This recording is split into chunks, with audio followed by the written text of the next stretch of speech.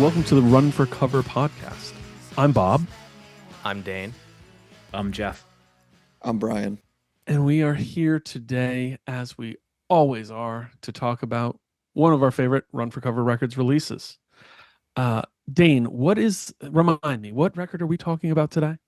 We talked to our friend Ben Cook about his first double LP on RFC, GUV I and II. I just want to say that the phrasing there was perfect. First double LP, because obviously followed up with a second. I love it. Young Guv I and II is a really interesting collection. And when we were prepping for this, talking about it, listening to the record, kind of saturating, super saturating even, I had the thought that Ben is somebody I've known for quite a while, sometimes closer than distant and what have you, but somebody I've always really, really liked, somebody I've always respected. And he's always, he's been involved in a lot of projects on the more hardcore punk side of things. And, the most notable of those being the band No Warning. And I think if you asked him, No Warning certainly reflects a side of himself, a huge interest set of his. This is certainly someone who could talk to you about late 80s New York hardcore at length and have a really fun, excited time.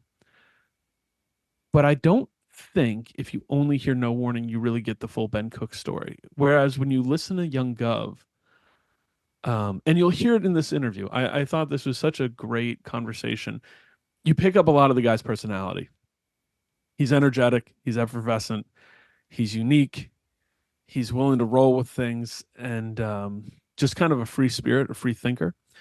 And I say that in the most loving and endearing way because I felt so good in this conversation that it was just so easy to just drop in. And a guy who I probably haven't had a speaking conversation with. Like, guys, look, the DMs and the text, they're not the same as when you get on the phone or on FaceTime with someone. It's different.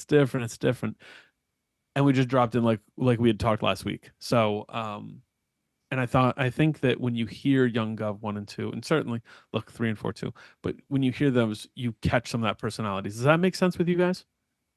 Yes. I was gonna let Jeff answer because I didn't really know Ben on any personal level until Young Guv, and I feel like Jeff had a little bit more, knew a little bit more about who he was before we started working with him.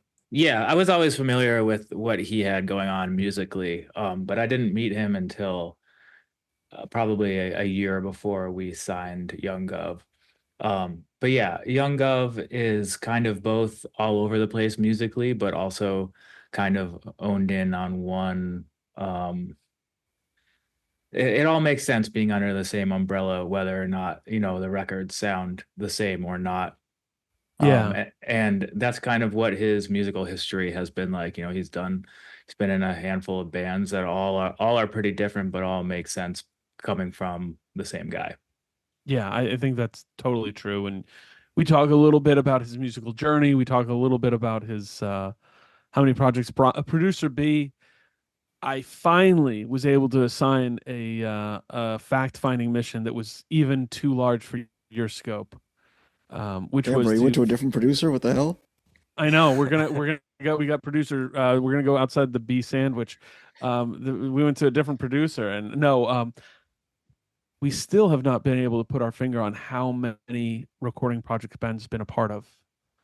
It's a lot. Like it's 3 figures for sure. It's certainly more than 100. I think it's closer to 200 than it is 150, which is really impressive. And look, that's not all him as a musician. He's been a producer. He's worked on so many records, and I don't know that people always, even people who are fans of his music, be it Young Guv, be it his time in Fucked Up, be it No Warning, or any of the other, Marvelous Darlings, Violent Minds. He played drums in that band. People aren't always familiar with how broad his work is. So Yeah, especially considering that what a lot of people in our circle know him for is No Warning, who have 4 or 5 recordings total. yeah, exactly right. So I think you get a lot of fun personality. We again get geographic. We were told that he has it did. I got to be honest. So we do these on Zoom. We need to take him up on that invite to Portugal. Yeah, absolutely. So what I'm suggesting here is that the RFC POD has a retreat to Portugal. Maybe we do Young Guv 3 and 4 in person. Why not? On location, yeah. Yeah, I think this is let's budget this in. We'll figure it out for our upcoming You schedule. can fly people out. I know that there's some RFC folks living overseas right now, so get them in there as well. It's all coming together. Yeah, I think this is a solid plan. And of course, I think that Ben.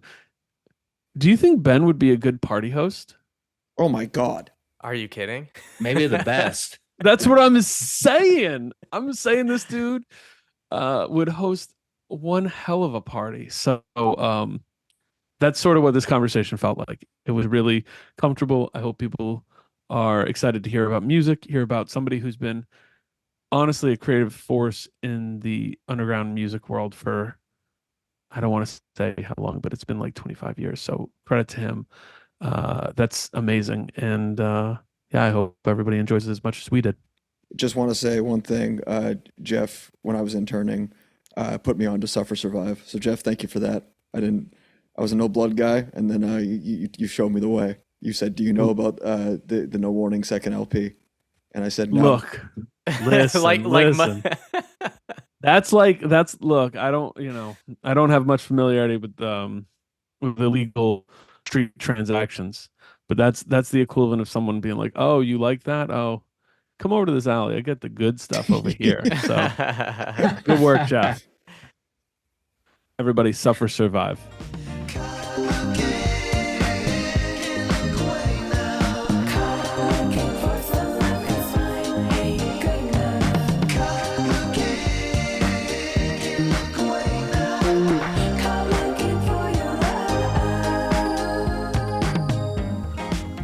So, welcome, Ben, Young Guv, as you may be known, to the RFC podcast. We are excited to talk about Young Guv 1 and 2. This is something that I have thought about, and in conversation with the other guys. This is ambitious. This is a double LP. Can you talk to me a little bit about where it came to you to want to do a double LP of material? Because this is the first time you've done that much material at one time. Is that right?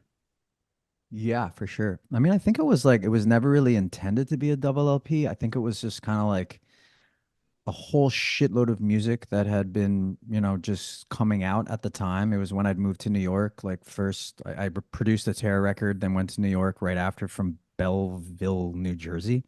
And then I never lived in New York before, and just kind of like ripped out of me. So yeah, it kind of just got compiled eventually into a double album. And like being in Fucked Up for so long, like I was, I mean, they're no strangers to like double records and like long things. So I was like, people do this, right? Like, fuck it. Yeah. Like that. So yeah, that's what that's why it was so long. I mean, I listened to it today for the first time, probably since it came out, honestly. Like I was like, no, this is pretty good. But I mean, maybe there's like 3 or 4. I mean, so maybe it could have been a long album. There's a couple songs I would definitely skip near the end, but yeah, I mean, it was just an unintentional double vibe. And then I did it again because I liked how much it was, how much, I like doing that much music at that time was coming out, and so I was like, fuck it, it has to be a double. Well, that's part of what I think about is that for the uninitiated, they're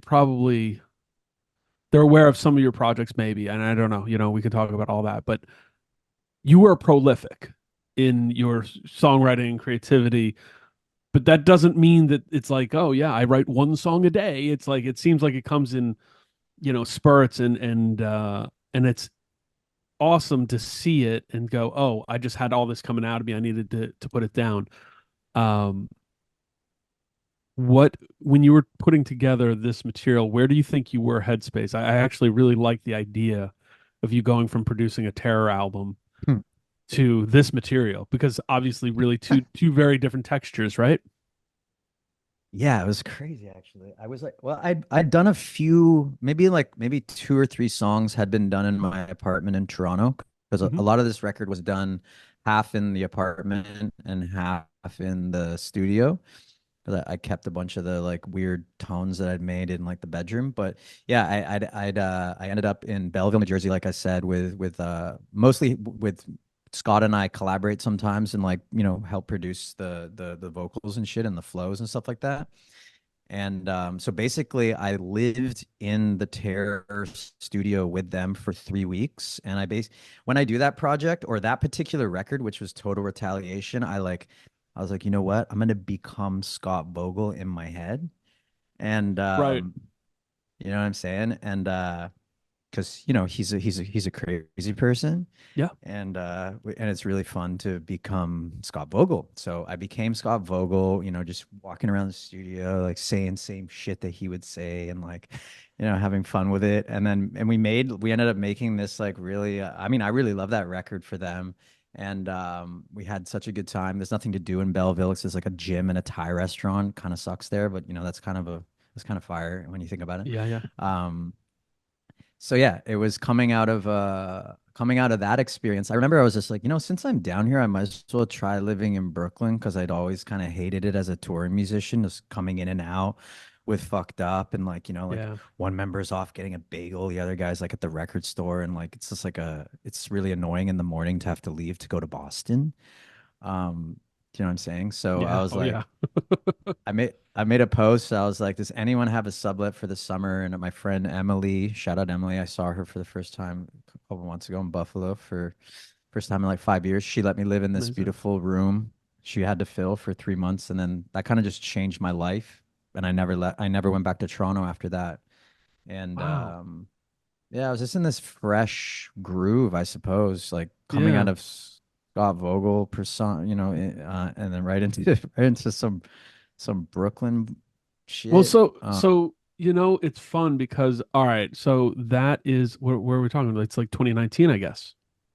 I'm not good at years, Yeah, I so think it's yeah, if you tell me 2018, it's 2018, 2019, yeah. 2019. That sounds right. Because Dane, these records, Gov One comes out. Give us the mechanicals. Right. Yeah. So we did a little bit of a staggered, when we first started talking to Ben about these records, he's like, I have 2 records worth of material, like out the gate. Yeah, We know let's it's let's pull a back double because LP. we're gonna go deep in here, but let's pull back to how did the relationship start, all that fun stuff too. To your memory, RFC guys first, and then Ben, you can give your side of the story. For us, it was a Young Guv DM in the Run for Cover Instagram. Um, Slid in. so I love it. I DMs love work, that. bro. DMs work. so yeah, so Ben slides in. Hey, I got 2 records that fucking rock. Do you want to do something? And we're immediately like, yep. And So and real quick, Jeff, you were kind of a young Gov head already. Is that right? Yeah. Yeah. Tom and I both were really into the 2 records that had already been released. Oh yeah. But it was a while. That was years before this DM happened. Yeah. Yeah, just like that was like, RFC, man. I'm just gonna try. I didn't DM anyone else. I swear to God. I didn't DM anybody else. There's I so was many like, good relationship parallels on this, but yes, okay. I was like, you know what? I have a weird feeling that this might work. I was like, I'm thinking they might say yes. And then they did. Or no, then Jeff was like, oh, whoever responded was like, yo, we're in New York tomorrow or some shit for an Angel Dust show. So we all pulled up to the Angel Dust show. I was chilling backstage at Angel Dust show, and then I think we all went for tequilas or some shit, and it was done. Yep. It Love was Easy. that. a, it was a Wicca Phase Angel Dust show, I believe. Yeah, it I was. love that. That's good and energy. Yeah. and going back to find this DM, it was February 25th, 2019, which is the day after my birthday. So that was a good marker for me. So Yeah. it's February Right. 25th. February 25th, you said? Yes. So I was curious with Ooh. the DM is February 25th, and 6 months later, Gov One is out. So I was curious where you were at with the record at that point, Ben. Like, had you been sitting on it for a while before you were like, where should I put this? Who's gonna put this out? Or was February 25th like you finish everything was finished on the 24th and then you slide in the 25th? No, I was definitely like probably half done or something. I think I'd spent the previous summer and fall like really just working on it with no plan and no like I'm like I have no idea what this is like, and then eventually I was like, wait, I have a record here or maybe two, and yeah, and it was like I think I'd really only had to do like maybe just add real drums on it because I do everything with like drum machine first, and then yeah, I mean it was like obviously far enough along that I sent the songs over.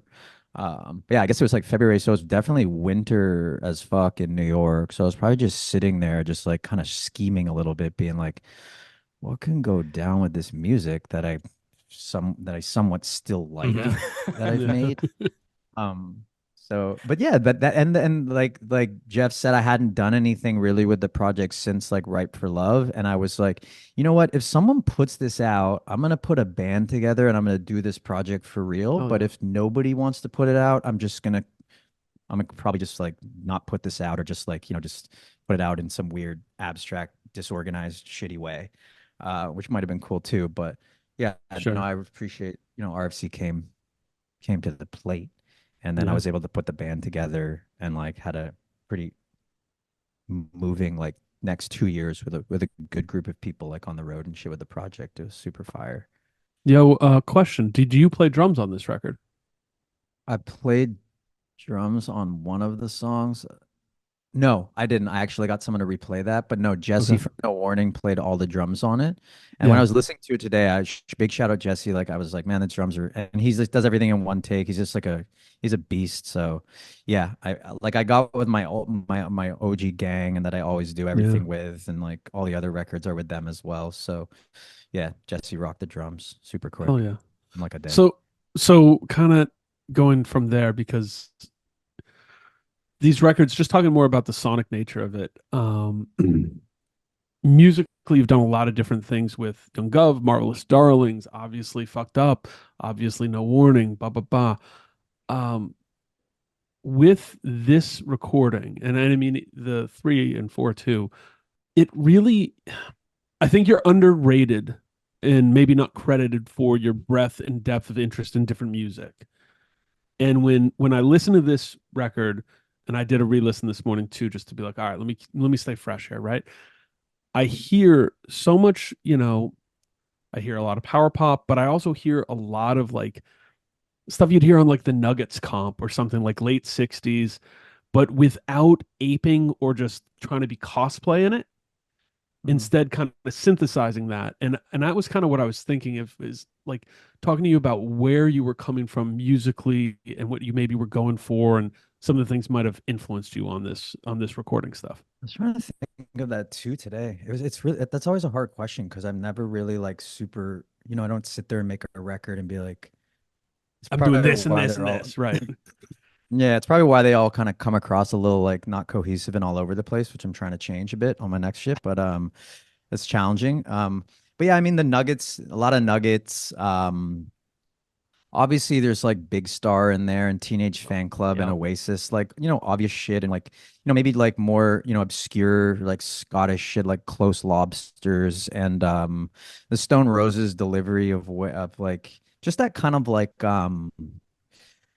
you know, kind of like ignorant British indie, kind of like, just like not that good at their instruments kind of Yeah. stuff. I Yeah. mean, there are like there's some pretty tight playing on that record Yeah. because some of the homies can really rock it, but there's like certain songs like that. The song "Exceptionally Ordinary," I think it's called. Uh-huh. Yep. That's like intentionally trying to sound like like some like Sarah Records type like kind Yeah. of like shitty stuff. So and I do really like that, and I do really still like try like love making music in that way.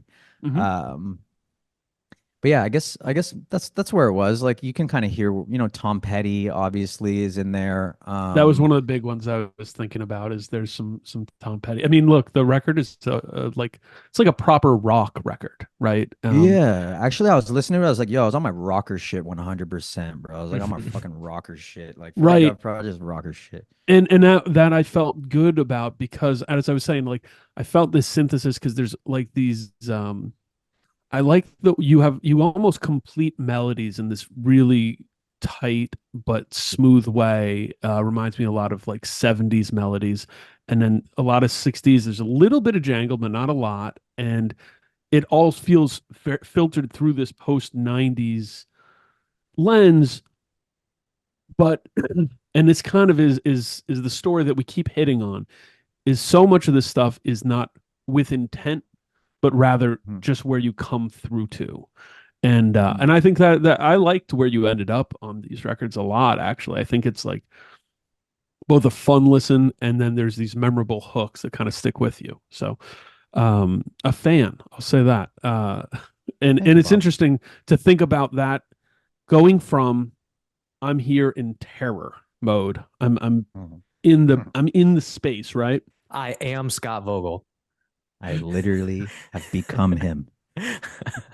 And then shifting, like where do those textures work for you? And do you think either side benefits from the other? You know what I mean? Like I'm not saying you're some split personality, but you obviously have different hemispheres, given that you've written every version of punk and hardcore music essentially. Maybe you've stayed away from the beatdown, we'll say, but every version of punk and hardcore I'm music. gonna hit that next though. Okay, that's what we've all Trust me, been. I We're try leading I to try that. to I try to make No Warning do some beatdown shit. Trust me. I tried to make everyone tune down. I was like, yo, we And gotta they were tune not this in. shit down. No, they're like, no, we're staying in E flat because we think we're like Guns N' Roses or some shit. I'm like, dude, shit is not cool, man. That shit is not, I don't like that shit. But it's like always like that band's like always like, it's like three major like opinions. And Yeah. then yeah, I wanted to rip it go down. I wanted to beat down like Hatebreed shit for a while, but no one was down. Anyways, Anyways, but um, do you think you benefit from that being a man of the varied taste in music? You know, because obviously there's different styles. yeah, I think so. I mean, I think once you just open those doors, like same with Terror, like writing, like helping with like 13 tracks plus more. And then you're just like in that creative vibe, and then the door doesn't close until it does, and then you fucking can't make anything for a really long time. But yeah, I mean, it's just like, I mean, the other day I did some rap shit. I was just like, you know what? I'm gonna make some rap right now. I'm gonna do a rap project. No one's ever gonna hear it. But then I went right back. I went right from this rap shit to this like power pop 70s joint that's gonna come like on some not a yeah like a bit more of like a British indie like 70s like kind of like squeeze joint Mm, that I was working on like literally 2 days ago, but it came right off the back of a rap song that I did, and I yeah. felt like it's kind of like going to the gym or like warming up or some shit. I was Yeah. like, man, like I feel this song was like easier because I just done this rap song that's probably pretty shit, but it felt good, Yeah. and Right. Power of expression. Right. we can debut it at the end of this Yeah. podcast. We're actually gonna do like an intermission halfway through, and now Ben rapping. Your um Jeff, what pulled you to Young Guv? Obviously, you're familiar with Ben's projects from earlier stuff. I know you were a big Martyr Records fan. Um, what drew you to Young Guv? I think I was just interested in hearing Ben's other music just because I was a huge fan of No Warning since like the 7 inch. Um, and I had heard Marvelous Darlings was a few years before Young Guv, at least, right? There's a little bit of overlap, but yeah. Yeah, so I had heard Marvelous Darlings. I think I saw it on the Bridge 9 board in probably like 2003 or something. So I was just curious to hear Young Gov when it came out, and Ripe for Love like really caught my attention. And I Mm. still love that record a lot. Some of my favorite Young Gov songs are on Ripe for Love. But yeah, it kind of confused me and blew me away at the same time, just how good it was and how different it was. how does it fit when you think about it, Jeff? How does it fit into what Run for Cover has done over time and like sonically? Because I think it pushes out in some interesting ways. Not that you don't with a lot of other records, but this one, I mean, if you've done a power pop record, this is it. Definitely, yeah. Tom and Eric are the power pop heads at RFC for sure. And it's not something that I have historically been, super into or really known a lot about, but I have more so Sure. since. But yeah, I'm not sure I would compare the Young Gov records to really anything else that we've put out, which is interesting because it's like you said, it's not too far away from a lot of stuff, but also there's not really anything that touches on a lot of the influences that Young Gov does. Yeah, that's one of the things that I think has made these records stand out and stand kind of on their own is how far they kind of stand there. Uh, Ben, can we talk about Marvelous Darlings for a minute? Yeah, definitely. What do you think about that project now looking back? Because I'm going to be real. I think that you had tracks in Marvelous Darlings that still are like full bangers, full bangers. And Yeah, I it feel that that never, prod. Sorry. yeah, I don't know, Sorry, go on. I was going to say it never caught, like I felt like I would tell every single one of my friends about these singles because I was collecting them as they came. I bought them as they came out. I saw you guys play Toronto once at some funny upstairs show and it was cool. But even then I'm like, yo, this band feels like they could be the biggest punk band going because it was so catchy and like immediately tuneful and for all honesty, simple, stripped down, melodic, like catchy tunes focused just on that simplicity. And I thought they were just awesome. Um, do you wish you did more with it when you think back to it? Like you tell me.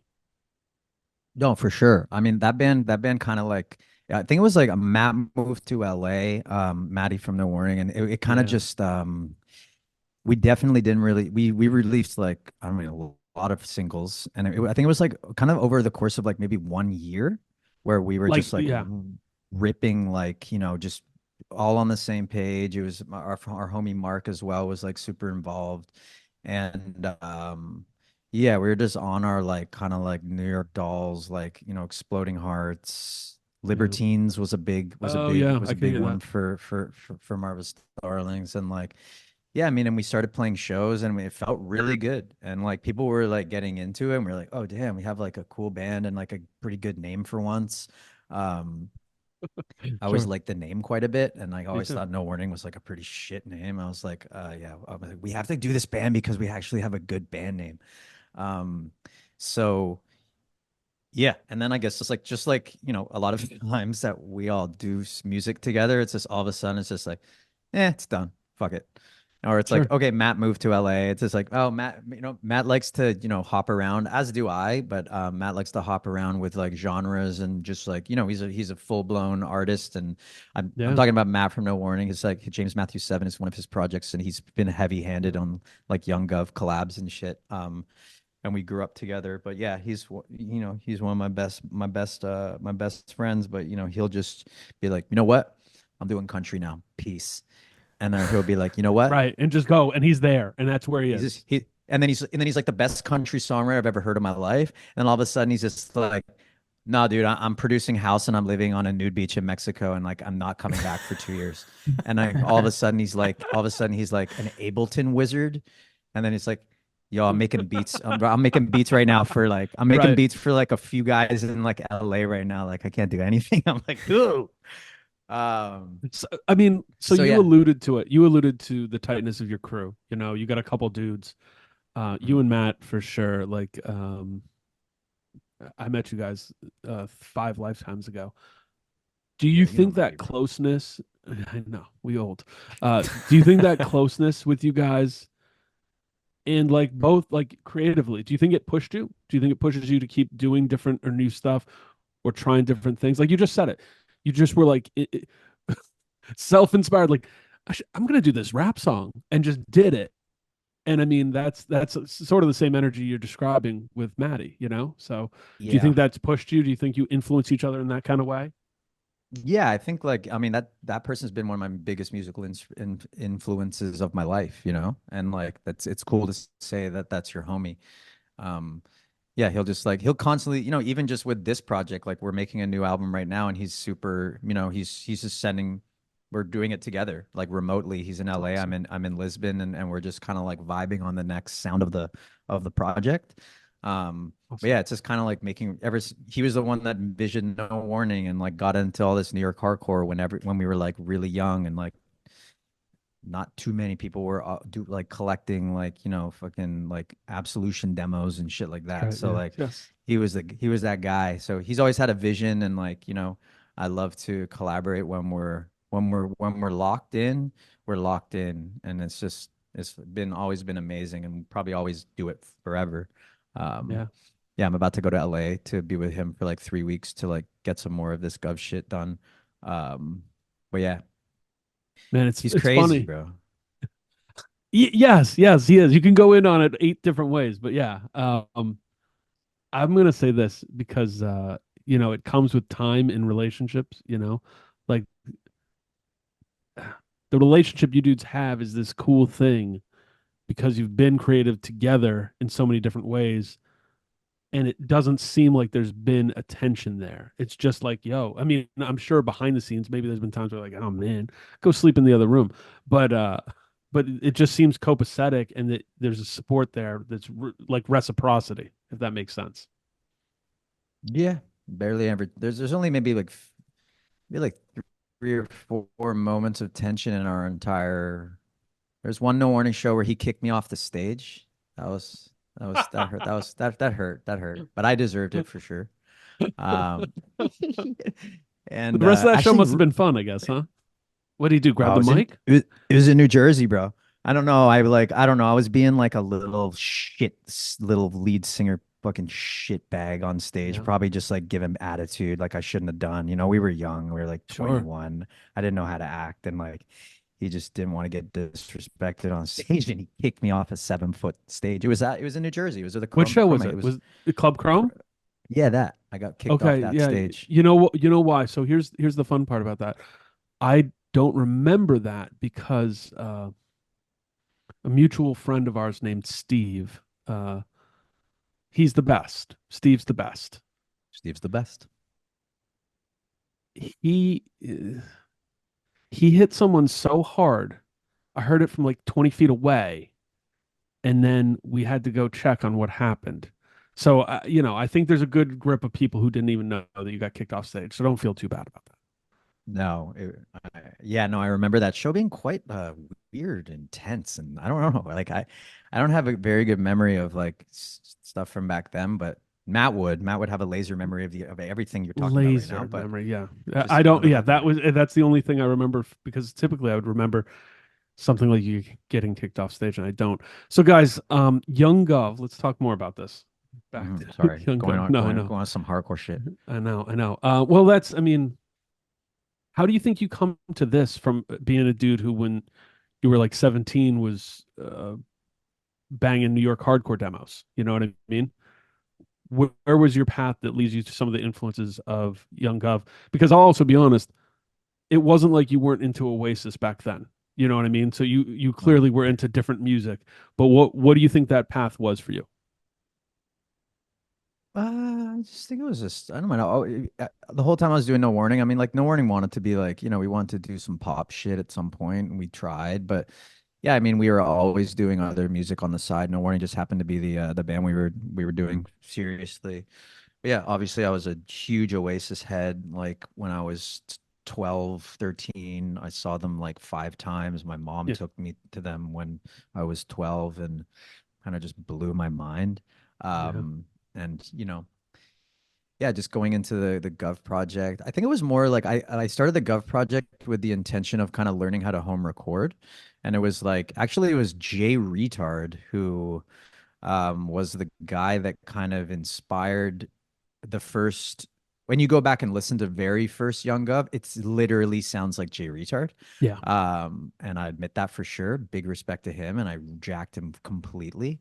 But yeah, I had this conversation with him one night in South by Southwest, and I would just loved how his records sounded, and we just like geeked out about the production. And then I went back and just did everything he told me to do, and Sure. including talking like singing like him, which I probably shouldn't have taken it that far, but yeah, I mean, but yeah, someone put out the record, so I guess like Somebody love liked it, that right? cringe. Yeah. Yeah, Fat Rich put it out. Yeah. Shout out to Parts Part Unknown Records. Parts Unknown, man. Parts Unknown gave Gov the first one of the first looks. But yeah, it was kind of like, yeah, me learning how to record and produce by myself by hitting the buttons, not just being in a studio, telling Yeah. someone else to do it. So yeah, and I've kind of always kind of kept that with the project. I always try and I like to, record it at home as most as Yeah. I can. Yeah. Like it seems like your hands are deep on it. How much of that first Young Gov release was the first Young Gov stuff that you had written?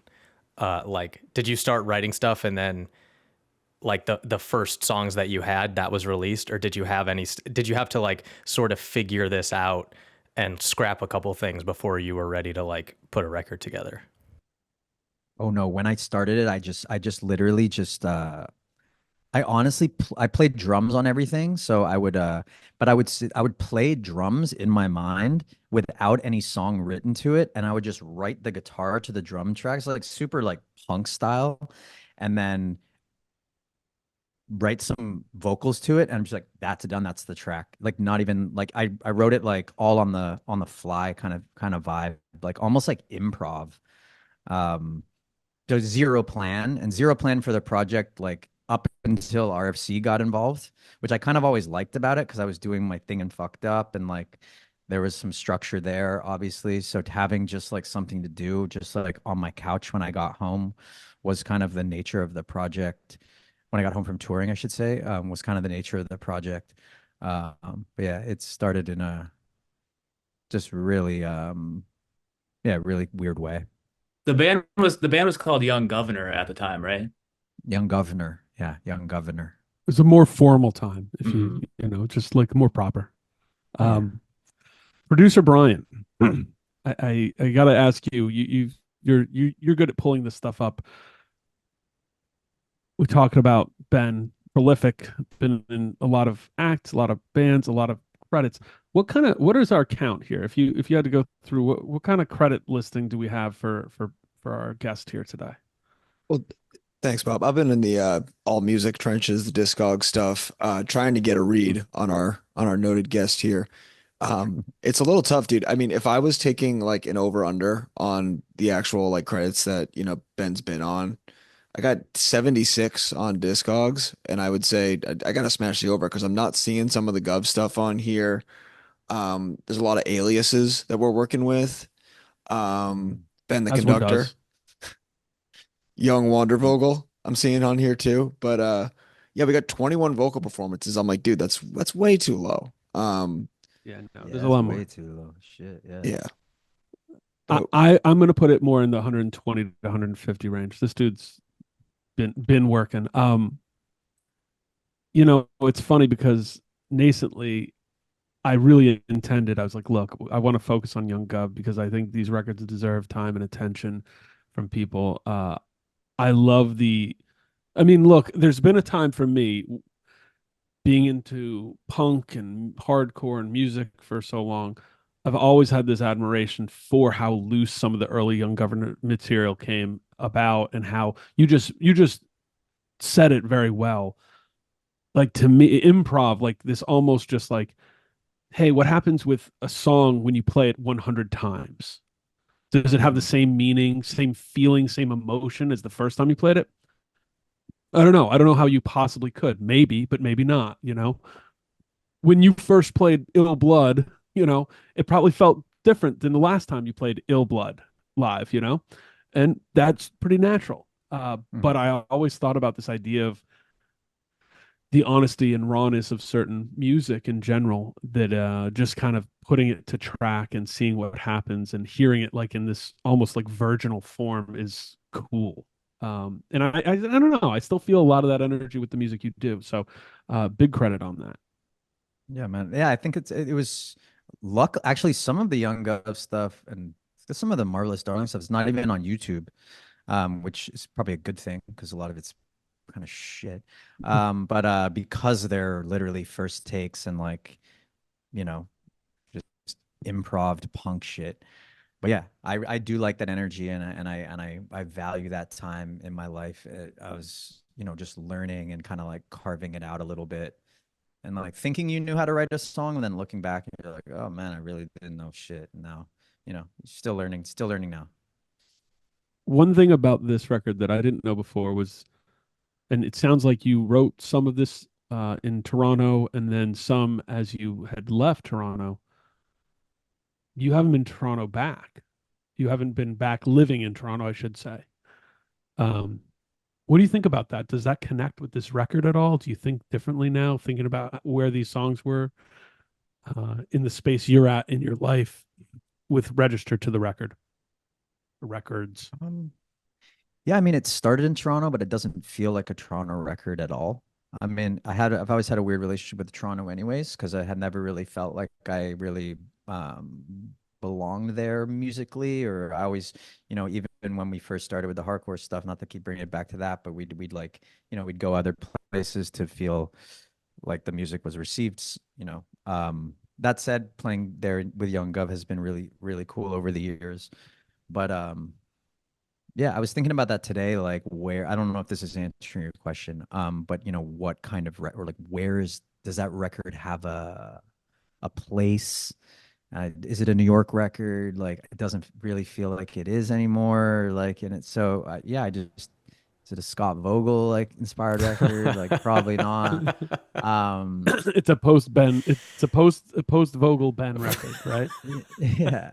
I mean, it was just a very, very like looking back, it's a very transitional time, just like leaving where you grew up. And like that was like I was documenting me being in a brand new place and kind of taking a risk finally of like leaving your crib that you've had for so long and just but it kicked off a life of subletting and, I haven't stopped. And to this, I've just this year, I signed a lease for the first time in a really long time, which is kind of like, my touring ways. I've been doing this for a long time. So like, it's lent to me being able to be quite nomadic and like finesse places and shit. So that record and that time kind of started off this like kind of big journey that I'm trying to, wrap my head around at this point. But, a lot of the Gov music from then on has been a kind of a document of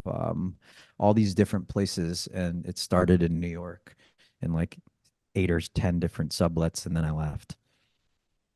And you alluded to putting a band together kind of around these records and then having a bit of a journey with that, which I know some of leading right up into like 2020, which is a kind of crazy trip.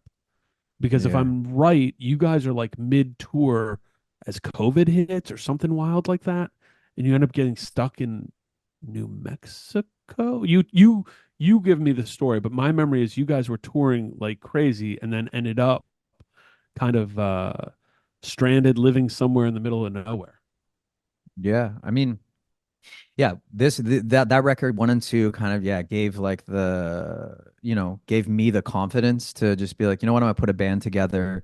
I know it's my solo project per se, so it's kind of it's a different than actually being in a band and like making sure your homies are paid and like making sure everyone's like taken care of and like because they're honestly doing you the solid for like backing you as this project.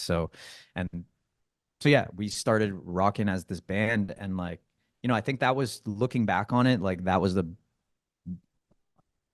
I've been in some good bands, like Fucked Up's been a great band, like No Warning's great, but like being in the live Young Gov band for those couple years, that was really like where I wanted to be in that moment. Yeah, Which is sometimes is not the case, when you're doing bands for so long, you're a for little sure. over it or some shit. But yeah, it was just like a really beautiful, like, we were all into it. Everyone was like, we felt like almost like some rocker shit, like some real rocker shit. I remember Jeff saying like, you know, like Jeff, I remember we played Boston and you said something to me about like the band being like a some Tom Petty shit or like, you know, it's just like it gave me like it was like a nice compliment and I was like, damn, Yeah. like we're all wearing suits and shit, just having fun, you know? Like Mm-hmm. we weren't taking it too seriously. We were just these guys pulling up to the gigs and everyone's in our suits and like people would kind of feel weird, you know, some people didn't know where to take that. Like who are these fucking guys in Sure. their suits? Like a lot of people would like be like a little bit intimidated by it or like we get some like backhanded like backhanded compliments like what are you guys, the Sopranos or some shit? Or like, you know, like fucking, hey, it's like, hey, what's the Saturday Night Live band or some shit like that? We'd be like, yeah, bro, but like, come on, man, you got your Vans on, like, bro, like, fuck, I got the fucking YSL on, dog, like, come on, like, you know, I'm about to rock the stage in a suit, and it feels good. Kind of, we were all in like these like characters for like a couple years, and it was really fun. It was like, sorry, what were you gonna say, Dane? I wanted to stop on the suits for a moment because it is notable. And the first time I saw Young Guv and everyone was wearing suits, I was like, this is fucking awesome. But obviously that's a conversation, right? Like at some point, somebody's like, let's wear suits. What is that? Was it a universal, just like, yeah, this would be sick, or did we have to kind of workshop the It wasn't a vibe? workshop actually. Actually, yeah, let's talk about the suits. I love this. So yeah, the suits just kind of, I don't know, we were all living in New York and we were just like, you know what? Like, you know, I will give credit, my friend Tony Price, who's he's a Yeah. extremely well-dressed motherfucker. And this guy makes crazy music. Like he's a goated guy. And Yes. he is an extremely well-dressed person. And I would say I would directly credit him for the inspiration. You know, we're all living in New York and like, you know, Tony's rocking the blazer here and there and like the full suit. And I'm just like, damn, this guy's fly as hell. Like, you know, we're all like, Looks good. we're, Looking good. yeah. So we're all kind of like getting into our suit vibe and like walking or going out in New York in the suits and feeling like, man, it feels different. Like Yeah. this feels different. Like I feel like a different version of myself. You know, it's like you're feeling yourself a little bit more, which is fine. You know, and like, you know, we like Yes. threads and clothes and fucking always have. And this was just a different version of that. So I don't remember. I don't know if it was ever it wasn't like an agreement where like, yo, let's all suit up for the gig. It was more just like maybe three of us did. And then I think maybe like, because I mean, Ryan would not always wear a suit, but he would be looking mad fresh, like in other ways, like maybe like a vest or like some like weird bell bottoms and or like some like sometimes he'd wear like a Maple Leafs jersey and make it like really fire. Um, you know, and How could it then not be a Leafs jersey? Oh man. Ben Wessels, a drummer, would sometimes he'd be like, "So we suiting up tonight or what?" I'd be like, yeah, let's do it. So it was kind of like it kind of was like that. And then once we got on the road, it was actually really functional because you just if you're wearing suits every night, you don't have to worry about what you're packing in the suitcase. So you just have your suit in the back of the van. And Suit then up. you got your tracksuit on when you're, you know, I got my tracksuit and I'm rocking to like, you know, rock to the show. You get to the show, my suit's on, and then it's done. So you have two outfits in rotation and it's fire. And also, yeah, just the kind of like how we because I think the first tour was with like Tony Molina and like Culture Abuse and shit and like a couple other people on that tour. So it was like definitely some punk, you know, some punker crowds and shit and like we threw some people, yeah, people were like kind of weirded out a little bit, which we liked. Um Yeah. but yeah, fast God, forward to it's just it's such a different energy and it's such a good acknowledgement of it. In that, like, imagine being 22 and being in No Warning, be like, you know what, we're gonna do this, and how much shit you'd get for it, but then how your response would be. I feel like you'd be ready to like jump off the stage or someone if they said something about your outfit. But then you get older and you're like, yeah, I did this for a reaction. Yeah, we're cool. We're good. I like the way I look. You don't yeah, like it? Oh, all right, fine. That's yeah, interesting. I think it was like it's all part of the theater of like or the persona and like it was just like a nice, it was like a good it was a different thing. We were doing some different shit. And Yeah. like I feel like I mean just like being on our rocker shit also there's like an element of like dress up to that like classically as well and just getting your shit tailored and looking fire. So we were really having fun with that.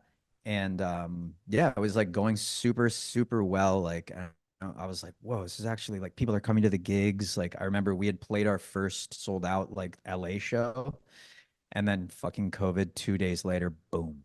And we were Yeah. like, oh God, like shit. And then yeah, we all ended up in this mountain town of New Mexico called Taos and lived there for a year together. And it was, I mean, that was an incredible experience.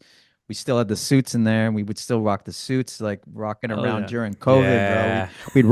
We'd walk, people would have like these like fires, like, cause you have to like gather outside and shit. Sure. Um, so we'd pull up to these like weird local fires in the mountain of like people like they knew us as the Canadians. And we'd pull up to to these fires and we'd all be in our suits and they'd be like, who are these weird ass motherfucking Canadians in their suits just coming to the coming to our fires and If the one dude wasn't yeah, wearing the Leafs jersey, they wouldn't have never known. I know, right? So Um man, yeah, that was the energy going into COVID and we kept it up and just lived there for as long as we could because it yeah, was incredible. what was that like to be, I mean, so far from home? And I mean, it's not as if you were kind of road dogging anyways. You've toured a lot, but like through a weird time, obviously, in the world to then be in a place that you had previously been pretty unfamiliar, if I'm correct. It's not like you had spent a lot of time in Taos before then, No, I've been driven through like Albuquerque like once, and right? I knew like Breaking Bad and shit. So yeah, I mean, it was like it kind of like engaged my like survival like tour guy. Like, all right, I'm a finesse. Okay, what? Okay, we got to find a crib. Like, we got to find a place to sleep. Kind of type energy, Yeah. and that just engaged that, and then we just finessed the shit out of Taos in terms of like just finding like the right we ended up in an Earth ship, long story short, which is kind Wow. of the sustainably built thing out of tires and bottles. Yep. And just luckily kind of like happened our way into this because these like rich kids from LA couldn't hack it in there. And I met them at a cafe. They're like, yo, we're living at this Earth ship. Do you want to take it over for us? And we had the choice between the Earth ship and fuck, what's the he's a Hollywood actor. Oh, his Mm. wife's mansion in Taos. We were about to live in the back house. Oh, His name will come to me. yeah. Super Yeah. handsome 80s actor. Anyways, so yeah, we ended up living in this Earthship together, and it was just the most profoundly incredible like thing I've ever done. And then I Yeah. think like two had dropped, like Gov one and two, like the Gov one and two Yeah. had like completely been out by then, and it Yeah. was we were just like on this touring crazy shit, and then we had to switch it up real quick. It had to be stopped. Yeah. And now we are living in Taos. I wanted to talk about that, and I think that's a crazy journey. But there's a recurring theme in this in time in terms of what we were talking about just before, the suits, the performance element, that difference between that rocker shit, But it's something that I bet you are aware of. But like performance and outfit and dress and stuff, whether people in hardcore want to say it or not, that's part of it there, And in punk, it certainly always has been. Mhm. And I thought that it was interesting how Young Guv was able to play with those elements and did so kind of, in one way you could say boldly, or in another way you could say carefree, in a way where it was like almost felt free of judgment. Like, yeah, this is what we're doing. This is fun. How conscious was that? And was that something you, through all your projects, have thought about? Because it's something I've come to more and more in my age, was that when I was young, I always had this image that hardcore was just the dude in his work boots finishing his shift at the steel yard, jumping on the stage and yelling about a Big Mac. But it's like, but Uh-huh. in reality, you realize no, there was performance elements, even way back to the roots of it. And I think you've never shied away from that. Yeah, I mean, it's always been drippy. It's funny. Tony Price just texted me 2 days ago, being like, because he doesn't come from hardcore, but he's just like Yeah. heard, he's heard us talk about it. He's like, yo, what's the hardcore track about McDonald's again? And I'm like Street Fight, bro. He's like 5 minutes later, I could tell he like listened to it. And he's Yeah. like, this is so fucking hard, bro. Um, but yeah. I don't know. Yeah, I Performance mean, element, the performance it element. the drippy element, Yes. yeah. I mean, it's always been a factor for sure. I mean, even just like, but I think it's not really, it's intentional, but it's more just like part of the expression, like my Yeah. grandmother was a fashion designer, and she's like been a really good friend of mine as well. Like, she's a huge supporter of the project. She helped like pioneer the mini skirt, and she designed stuff for the Rolling Stones. And I don't know, I've always loved clothes. I've always loved that element of like music and like fashion, even just, all the bands from the Ramones to like, Oasis, or, people who like Sure. really put they put some thought into it, but it doesn't look Yeah. like they're putting that much thought into it, because they probably aren't, because it comes natural to them. So, I mean, that's always been what I've responded well to. And yeah, that's what I always liked about hardcore too. It's what I still like about hardcore. Like, obviously shirts and design and that element, and just like the coming from like, even the hip hop and shit and rap. Obviously, it's just like Yeah. it's a drippy world out there, and we were just taking it to the suits were just taking it to another form of drip, I Yeah. A suppose. different space, a space of drip. A different Um, drippy space, yeah. when you listen back, and this is an interesting, I don't think, lyrics are a fun thing because I think they mean as much or as little as an audience wants or as an author wants them to mean. But when you're listening to some of these songs, did any of the lyrics hit you in a way like, oh yeah, oh yeah, that was a good one. What was I thinking about that? Did any of that stuff come to you when looking at one and two? I was thinking about that today. I was like, it's like, because it's literally on just, it's all these like kind of like, when you really get in there, it's just these kind of like corny love songs about like one or two things. And Yeah. it's just like looking back, I'm like, oh God, like could you have not have written about something else? Like this is so samey every single time. But there are some like, there's a charm to that, I suppose. But yeah, I think like looking back, that would be the one maybe criticism I have of myself, just to kind of like maybe just expand the topics a little more. But then again, I'm like, what the fuck else could I have sung about? I'm not really into like singing about dark. I have other projects I could explore darkness, or like, political Sure, stuff. sure, Never really sure. been my vibe, music. Um, but yeah, There was there's a one few lines. song, the one song that hit me was the song Love Always, which I think it opens with a kind of like darkness. You're right.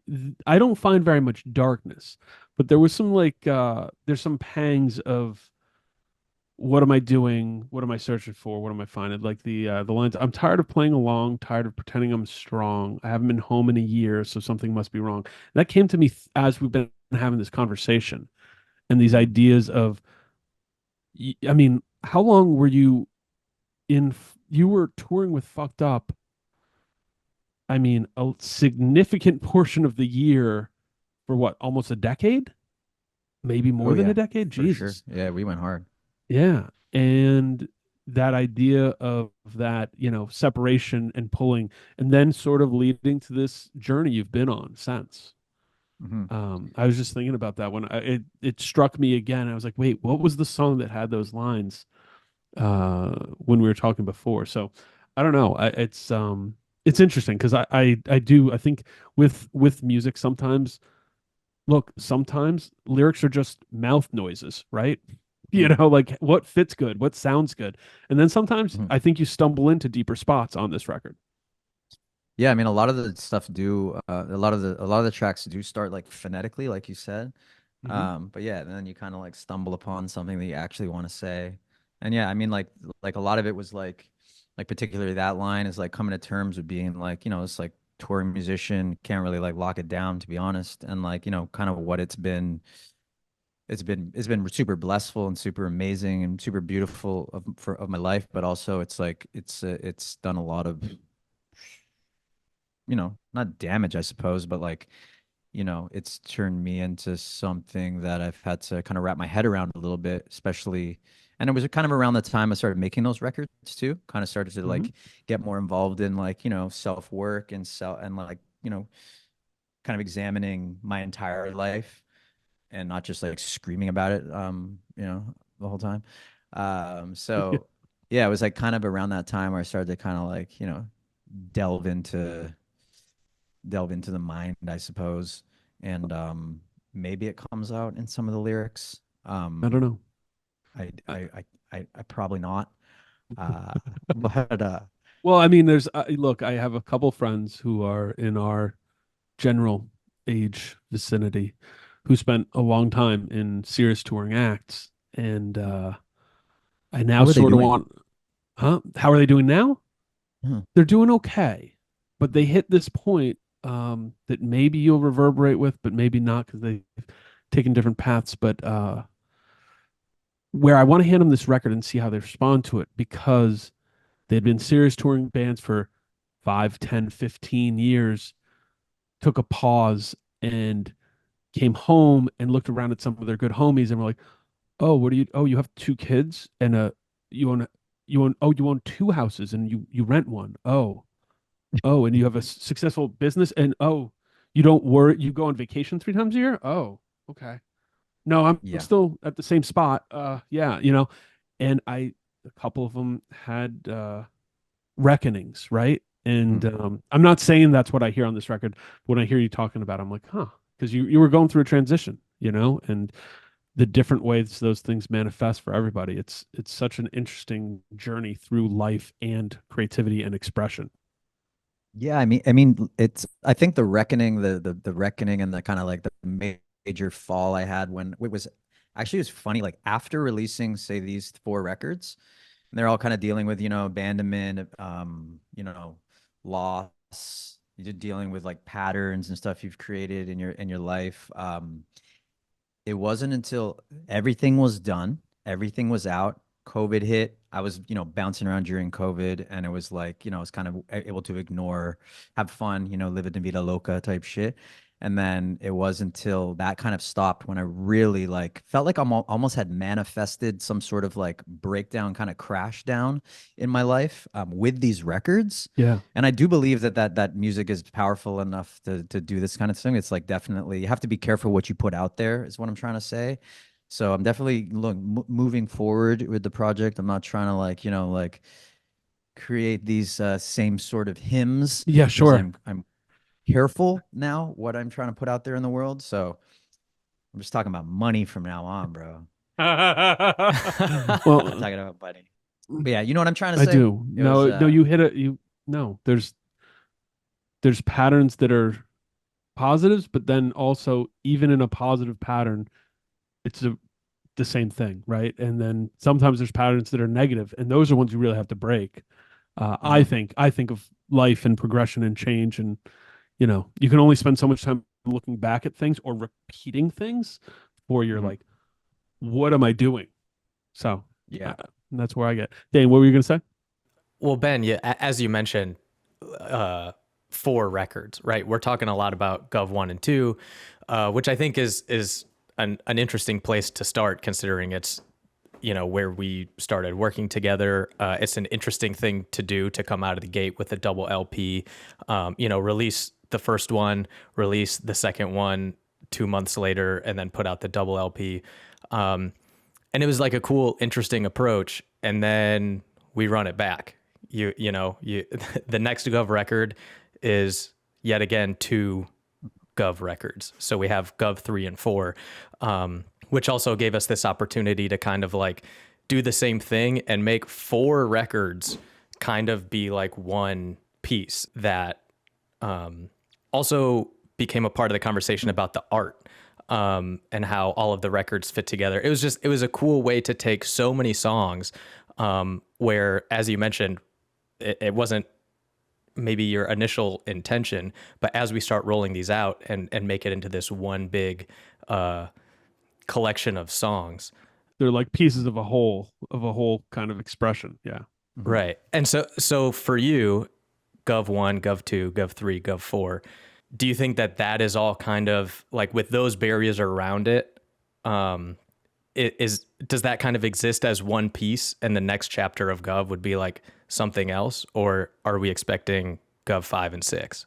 I think I'd like to say it's one piece and like close the chapter on like that was kind of a series, and I'm definitely moving into I mean, it's gonna always have like some like kind of form of big pop songwriting, I suppose, like at its core, but like production wise, I'm trying to explore different things. Um, but yeah, I mean, I wanted to mention as well the art. The art was like, Braulio Amato, and also he comes from Lisbon. I'm pretty sure he's from Lisbon. He's definitely Portuguese, but Yeah. it's like the records have this weird Lisbon. Like I've written some in Lisbon, and I'm back here in Lisbon doing it again. And like Yeah. Braulio does all the art, and he's just like he's been such a sweet person to the project because he's a very well established artist at this point and could very well be like, no, I don't have time for the Gov 8, bro. I can't do Gov 8. Sorry. Like, he's doing shit for like, but he's like such a beautiful person. And the way that he has like, he strung it all together with just like putting both records, together. There's like, I looked at it recently. I was trying to explain it to somebody who was like a graphic designer. I was like, "Oh yeah, like I did something kind of cool once. Check out like how it all like worked out." Uh-huh. And like Yeah. just showing them, and then, but yeah, just like that Braulio is just like a fucking genius, and I just feel so lucky that he did the art through all of these records, and I hope he'll do the next one. Did he put out an early Young Guv single? He put out Summer Girl. Yep. And I was so I put out a single called Summer Girl, and Way back. Way back. way back. That's definitely not on YouTube. I'm trying to Uh, find it right now. I think it's 2009. 2009, yeah. So go on ahead. Yeah. YouTube. That's how you guys got connected. Yeah. 2009. Summer Girl was on the Parts Unknown record where it sounded like Jay Reater. It's like, you saw my summer girl. Yeah. Like this kind of shit. And then I did another version which was more like mod with like horns, which is definitely worse. But Braulio put it out with a zine that he put. Yep. This was like, when he first started out, and then we'd always kept in touch. And yeah, I mean, that guy is he's a brilliant mind. And I So- just, yeah. He's I met Braulio once cool. because when he put this record out, I don't know what he was doing, if he was living in New York or if he was just visiting. I was at Generation Records. I walk in and Oh. he is there selling them Summer Girl 7 inches with the zine, Oh. which, by the way, it's not just the zine. It was like hand screen printed. Like, if I remember correctly, it was like glue bound side, like Yeah, a dude. book. Yeah, it was amazing. You remember correctly. Yeah, and I have it somewhere. But I think they bought, like, he had a bunch, and they're like, we'll take 2 copies. But I grabbed him as he's walking out. I'm like, hey, that's Young Guv? And he's like, yeah, yeah. I was like, let me buy one. I'll buy one right off you. And I mean, couldn't have been a nicer guy.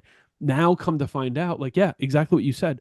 Braulio is a very established, like, look, if you like the art on these records, it's great. You would be shocked to see how much work he has out there. He's just a prolific artist. He's awesome, and his stuff is great. So I He is felt goated, now dude. looking back on that, I'm like, wow, what a cool random choice encounter. So Dude, shout out I to Braulio. remember I remember when during that time, like on Facebook, everyone was on Facebook at that time. I remember I got tagged in something because Fred Armisen bought the like he like someone. I was like, oh my God, Fred Armisen has a Young Guv 7-inch, like, Yeah. and the one with the cat on it, and I was like, man, that's cool. Like, All I think it was right. when like Portlandia just started. But yeah, that was the only Yeah. that's my only celeb story to do with Guv. Fred Armisen. We'll get more at some point. Well, that and the wife of the Hollywood actor that you didn't live His in their name's house. David. Oh, dude, Oh, you almost got David it. Arnett, David No. Arquette, no, David Nope. Duchovny, Nope. Red Nope. Shoe Diaries. David Spade. No. I keep wanting to be David Spade, but it's not David. Hey, God, it was okay, so good. hold It was on. David I Spade. keep- All I right. have to. IMDb, David. David. 80s. Okay, we need to. This is. Let's do it. All right, this is a game we like to call Which David? David Tennant. Nope. David. Okay. Let's see. David. Popular 80s actor David. David Hasselhoff? No. He did say he's very handsome. Handsome David? Let me try handsome David, David. Mendenhall? David Keith. Yeah. This is a David Chappelle. All right, I'm on IMDb David of famous Carradine. Davids. Carradine. Oh, this is great. This is great. David radio. Duchovny? I said it already. Sorry. It's okay. How David could I- Schwimmer. Not a David. Maybe That's it's the something sub. else. This is the That's fucking- subtitle of this episode. We're gonna have to follow up. Larry on it. David. And I did notice that he's in a new movie coming out. I just saw him in a trailer, so he's making a comeback. His wife was going to let us. Who is this man? It's insignificant right now All because right. you know it'll like, come to us at some point. I feel like we would all know him, but many other people would not. So with plans, we've talked about this. You've got a lot of new music, hopefully in you. When can we expect more Young Guv? Next year, I took a Mhm. break because I thought I was done. I thought I was done with music, honestly. So Yeah. next year, yeah, I'm cooking super hard for the first time in a long time, and I'm feeling very positive in my life and my vibes. And it took me a while to get here, and I'm fucking thankful for that. So yeah, I'm gonna cook up something for next year with the same people, thankfully. Oh yeah, hell yeah. Well, that's this conversation has left me in a fantastic mood, and I hope everyone can go outside. Depending on where you are in the world, wherever you are, I hope you catch some sunshine, some fresh air, and spend some time listening to Young Guv 1 and 2 today. Thank you. Thank you, guys.